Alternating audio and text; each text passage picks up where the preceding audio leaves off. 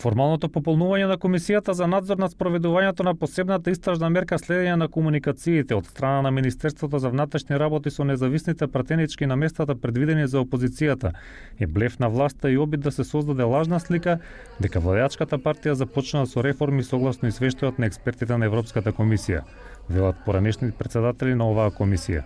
Во собранието не постои опозиција. Во извештајот на Прибе, а и во нашата законска регулатива, се инсистира ова комисија, особено комисијата за следење на комуникации, да биде составена со мнозинство пратеници од опозицијата. И дека председателот на комисијата е од страна на опозицијата. Како што гледате, има наводно една група од 3 пратенички таму кои симулираат опозиција и дека тие се распоредени во оваа комисија, а седницата на комисијата ќе ја закаже председателот на собранието. Тоа не е спорно дека он поделовникот на собранието има право. Ама се изместува основната смисла на законското решение дека председателот мора да биде од редовите на опозицијата. За деновиве е најавено и дека членовите на комисијата ќе влезат во МВР да извршат контрола, нешто што досега беше незамисливо да се случи токму поради отпорот на МВР.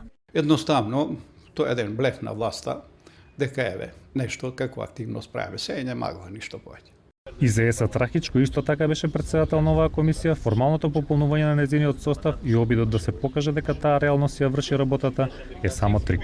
Мислам дека ова уште една неуспешна измама од фабриката на измами на господинот Груевски. 2006-2008 јас кога бев председател на истата комисија за контрол на службите, имав писмено барање до тогашниот директор Мјалков да не прими во посета. Они никогаш не остваривме посета. Дури се сеќам еден период господинот Груевски ме поврка како премиер по владата на разговор да ме замоли да не го реметам Сашо Мјалков, Миро да не му го реметам, не можел да спие.